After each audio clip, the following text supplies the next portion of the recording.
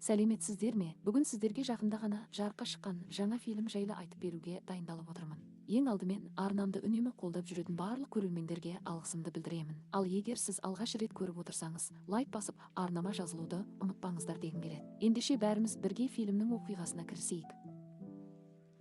1975 жылдың қарлы боранды бір күнде ауыр өмірлік жағдайға байланысты үй қызметшісі болып жұмыс істеуге мәжбүр болған бір әйел қожайыннан соққы жеп, жалаң аяқ үйден қуылады. Аштығы мен суықтан өлуге шақ қалған сәтінде әлдебіреу оны құтқарып қалады. Бұл бейшара бойжеткенді мейрамхана басқаратын бір жас отбасы тауып алып, тамақтандырып қолдау көрсетеді. Оның баратын жері жоқ екенін білген соң, аяғы ауыр әйелі күйеуінен өтініп, оған көмекші ыдыс жуушы ретінде мейрамханада қалуға рұқсат алады. Міне, осылайша біраз уақыт өтеді. Бұл қызды қабылдаған сәттен бастап олар бір отбасыдай жақын болып кеткен еді. Кешкі жұмыс аяқталғаннан кейін мейрамханада жалғыз қалған сәтінде тұрақты келушілердің бірі, америкалық сарбаз, ешкімнің жоқтығын пайдаланып бойжеткенге жоламақшы болады. Ол қарсылық көрсеткенде сарбаз тіпті қатты ашулана отырып, оны ұрып бастайды. Әрине, мұндай жағдайда шыдау мүмкін болмаған соң, әйел өзін қорғау мақсатында үшкір затпен ол шабуылдай берген кезде қарсы соққы береді. Дәл осы сәтте үйдің иесі келіп, бойжеткен қос қолын қусырып, кешіріңізші, бәрі менің кінәм, өтінем, мені жұмыстан шығармаңызшы деп жалбарына. Алайда жас жігіт америкалық сарбазды өз қолымен өлтіргенін айтып сабырландырады. Жарақаттанған тырнағын байқаған соң, ол оған жара таңғыш беріп, бойжеткенге Сонтоп деген есім қояды. Шын мәнінде үйдің иесі құпия ұйымның басшысы болып шығады. Ол Сонтопты өзіне шәкірт етіп, оны қанды жолға, кәсіби өлтіруші болуға баулиды. Бір күні олардың үйіне бір топ қарақшы баса көктеп кіріп, отбасын қатыгездікпен қырып салады. Осылайша қайғылы оқиға орын алады. Арадан көп уақыт өтпей, үй иесі де мафия тобының қолынан қаза табады. Бұл ауыр қайғы Сонтопты терең күйзеліске түсіреді. Ол ұстазының кегін алып, дәл осы сәттен бастап өлтірушілік жолына түсуге біржолата бел буады. Қазір жасы 60-тан асқан Сонтоп осы уақытқа дейін құпия агент ретінде көптеген қатыгез қылмыскерлерді жойып, сансыз адамның өмірін сақтап қалған. Алайда ол өзінің жан дүниесіндегі жара мен жалғыздықтан әлі күнге дейін арыла алмаған еді. Оның бүкіл өмір жолын мұң, жалғыздық, азап пен күйзеліс көлеңкелеп тұрды. Бір күні ол көшеде жараланып жатқан бір итті көзі шалып қалады. Өзіндей бейшара, жалғыз бұл жан иесіне жүрегі елжіреп, көп ойланбастан мал дәрігеріне апарып, оған ота жасатуға шешім қабылдайды. Бұл әрекеті оның өміріне үлкен өзгеріс әкеледі. Енді ол ең болмаса мүлде жалғыз емес еді. Метро ішінде бір ер адам жүкті әйелге арналған орынды тартып алып, жанжал шығарып жатады. Осы сәтте жақын маңда Сонтоп үнсіз ғана отыр. Әлдебір іс бойынша қылмыстық іспен танысып отыр еді. Әрине, оның бұл жерде жай жүрмегені, көздегені бар екені анық еді. Көп ұзамай әлгі жігіт түсетін аялдамасына жақындайды, ал Сонтоп сөмкесінен инесін алып, дәл сәтін күтіп, жалғыз ғана шаншу жасайды. Бұл өлімге әкелетін укол еді, өйткені ол ешқашан қателеспейтін кәсіби өлтіруші, бұл оның жұмысы. Алайда соңғы кездері оның қолы дірілдеп, денсаулығы баяулай бастаған.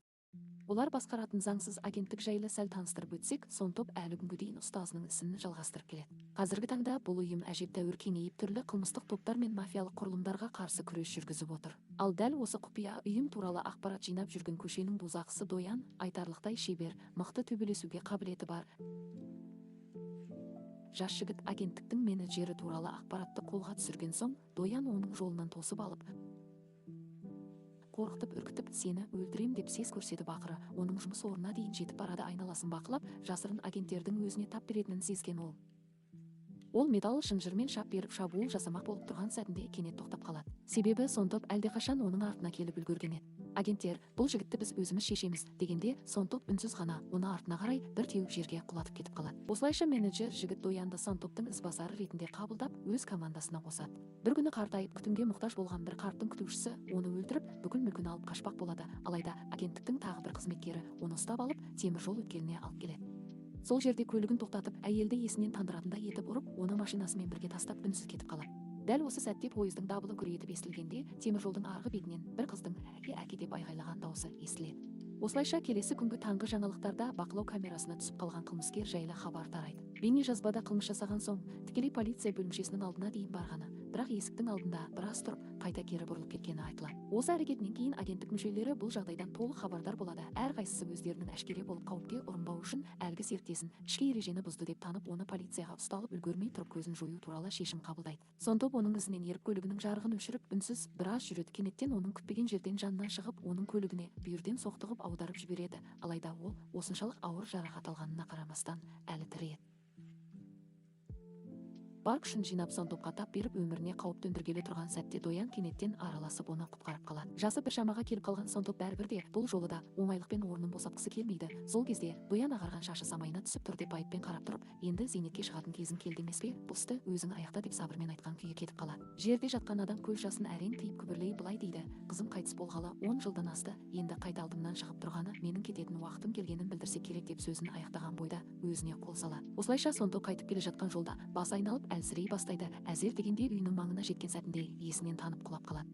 Біршама уақыт өткен соң Сантоп есін жиып қасындағы адамды ұстап алады, бірақ ол итін емдеген мал дәрігері еді. Оған жарасын танып өмірін сақтап қалғанын айтып, Сантоп тынышталып, жеңіл тыныс алады. Ал Доян дәрігерді байқап қалып, куәгер қалды деп қауіптеніп, оны қорқыта бастайды. Сонда Сантоп: мен мұндай өмір сүргендіктен бірде бір түн тыныш ұйықтаған емеспін, таң сайын жаттығу жасап жүгіремін дейді. Осылайша ол дәрігерді аңдып Дояннан қорғауға көшеді. Онымен қоймай, дәрігердің кішкентай қызы бар екенін көріп, оның әжесінің басқаратын жеміс-жидек дүкеніне келеді. Ол қыздың салған суретін көріп, анасын періштедей көретіні байқалады. Жақсы салған екен деп әңгіме бастап қояды.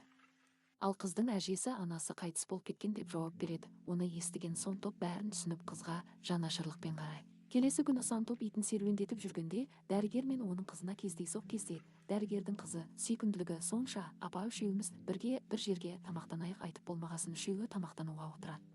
Сантоптың жүрек түкпірінде дәл осындай махаббат жетіспей тұрғандай еді. Ол осы отбасы арқылы жылулық пен жақындықты сезінеді. Сондықтан оларды қауіпке ұрындырмас үшін Сантоп еріксіз түрде Дояннан қорғап жүре береді. Осы әрекетінен кейін жас қылмыскерге Сантоп бір түрлі таныс сезіледі. Ол жасырын түрде Сантоптың жұмыс орнына еніп, байланысы болуы мүмкін құжаттарды ақтара бастайды. Ақыр ішінен аса маңызды бір материалды тауып алады. Шынын айтқанда, Сантоп жас кезінде Доянның үй қызметшісі болып жүріп, оның әкесін өлтірген екен. Осының бәрі есіне түскен соң, ол Сантоппен кездесіп, өмір бойы іздеп жүрген бір адамы бар екенін айтып, сөз бастамақ болғаны сол еді. Сырттан қолдарында гүл ұстаған бірнеше қыздар кіріп келді. Ол бұған аллергиясы болғандықтан төзе алмай сыртқа шығып кетеді. Терезеден оның шыққанын көрген Сантоптың санасында бұрынғы естеліктер есіне түсіп кетеді. Басқа ештеңе есіне түспеген соң, ол үйіне оралып, күнделіктерін ақтара бастайды.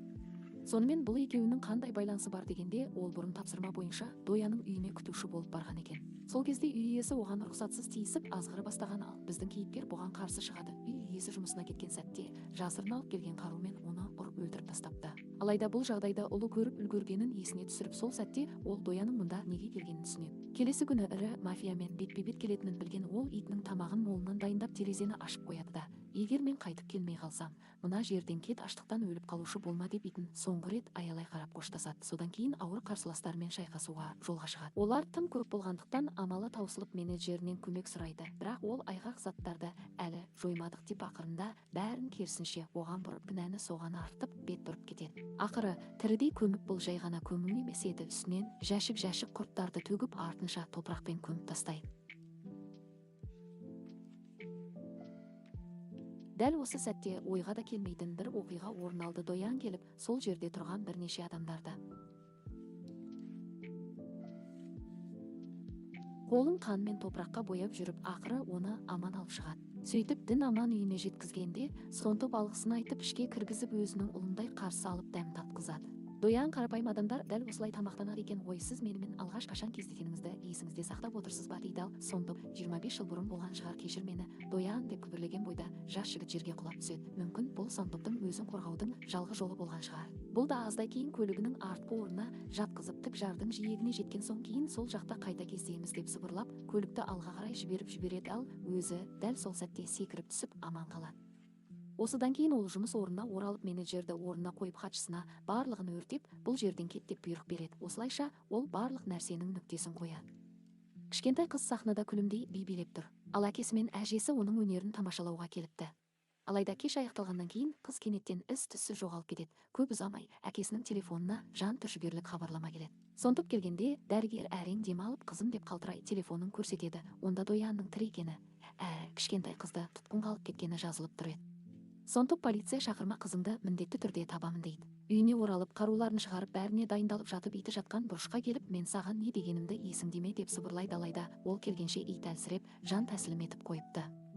Осылайша Доян шақырған жерге келгенде, алыстан жасырын орналасқан мерген Сантопқа бірнеше рет оқ ата бастайды. Көлігін тексергенде, оның жай ғана тұзақ екенін түсінеді. Ал бұл кезде Сантоп мүлде басқа жолмен жасырын өтіп, жоғарыға қарай тығылып бара жатқан еді. Ғимараттың ішінде Дояннан бөлек қарулы адамдар да көп еді, бірақ Сантоп өз шеберлігіне, жылдамдығына және қызды аман алып қаламын деген жүректегі сеніміне сүйеніп, ол алдындағының бәрін тас-талқан етеді. Қанша ауыр жараланғанымен, ол ақыры қыз отырған бөлмені табады. Сол сәтте Доянмен бетпе-бет кезігеді. Доян қыздың құлағын кесемін деп қоқан-лоққы жасап, Сантопты қаруын тастап, күртешесін шешуге мәжбүрлейді. Осылайша екеуінің арасында қиян-кескі шайқас өршіп жатқан сәтте Сантоп өткен өмірін есіне түсіре бастайды. Шын мәнінде, оның жүрегіне алғаш және жалғыз рет отбасының жылуын, нағыз махаббаттың дәмін сездірген адам сол күтуші бойжеткен еді. Ол оған дәл анасы секілді көрінетін, бірге ойнап тәтті беретін, дәрісінде өзі ішкізіп, үнемі қамқор болып қорғап жүретін. Ал туған әкесі қатыгез әрі зұлым адам еді. Олын үнемі ұрып-соғып, зорлық көрсетіп келген. Бір күні күтушісі оны мектептің серуеніне жіберген еді. Алайда бала әлденені сезіп, бірдеңе дұрыс емес екенін түйсінеді де үйіне асығыс оралады. Бірақ тым кеш еді, әкесі әлдеқашан жан тапсырған болатын. Сол сәттен бастап олардың жолы екіге айырылды. Тағдыр екеуін екі бағытқа жетеледі. Ал енді міне олар бір-біріне қарсы бағытта. Доянның пышағы Сантоптың қолын түгел тесіп өтеді. Ал Сантоптың бағыттаған қаруы Доянды қанға боялдырады. Осы сәтте ол сынған терезеге көзі түсіп, бұрынғы естеліктері есіне түседі. Өткенде бала өзін қаншалықты шын жүректен жақсы көргенін енді ғана түсінеді. Ол қанға малынып жатқан әкесін емес, керісінше өзі қашып бара жатқанда мені өзіңмен бірге алып кетші деп жалына қараған сол баланың жүзін еске алады.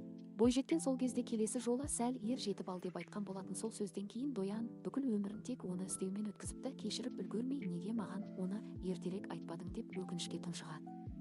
Кейбір жары жазылады, бірақ кейбір естеліктер мәңгі ұмытылмайды. Ол өз өмірін өзгелер үшін құрбан етіп, дүниенің бар жаманшылығынан қорғап өтті, бірақ соңында оған жалғыздық қана серік болып қалды. Сонымен осы жерге ең көргендер болса, өзіңіздің пікіріңізді жазып, арнаға қолдау білдіріп кетіңіздер.